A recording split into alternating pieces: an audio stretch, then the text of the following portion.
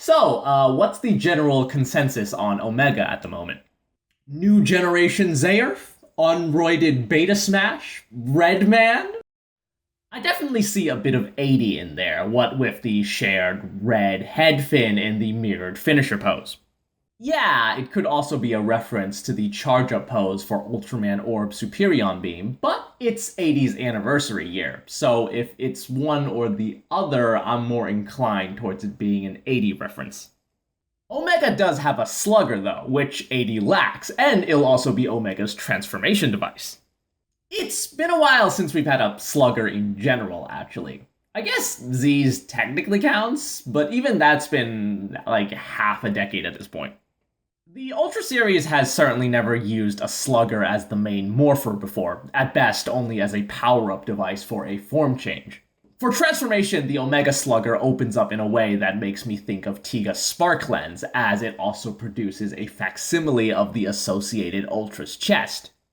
And fancy that, we've also got a kaiju with a color timer, the most iconic of which is probably Gardy from Tiga's series as well.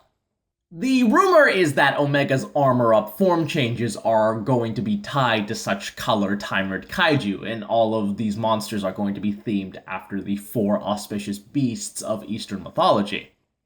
This one's obviously the Azure Dragon, so possibly three more corresponding to the White Tiger, the Black Tortoise, and the Vermilion Bird.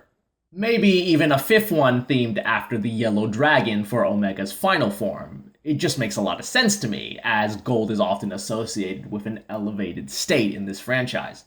I do suspect that we might not get the Vermilion Bird, though, just on the basis that it doesn't make a lot of sense to accessorize an already predominantly red superhero with more red components. And potentially 6 form changes is kind of a lot for an Ultra series. The form changes are presumably going to be accessed by this year's gimmick collectible. These, well, they're called meteors, but the ones that we know of are these nondescript little nubs. I was already pretty underwhelmed by Ark's cubes from last year, but at least those displayed well. It could look nice if you had a bunch lined up on a shelf. These look like they're only meant to be plugged into other toys. It's kind of eh. It is a very minor complaint on what looks to be a very promising series, though. The CG renders are particularly crisp. It could be indicative of a permanent quality hike for the franchise.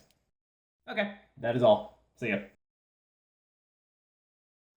So, what's the general consensus? Blech, fuck that up.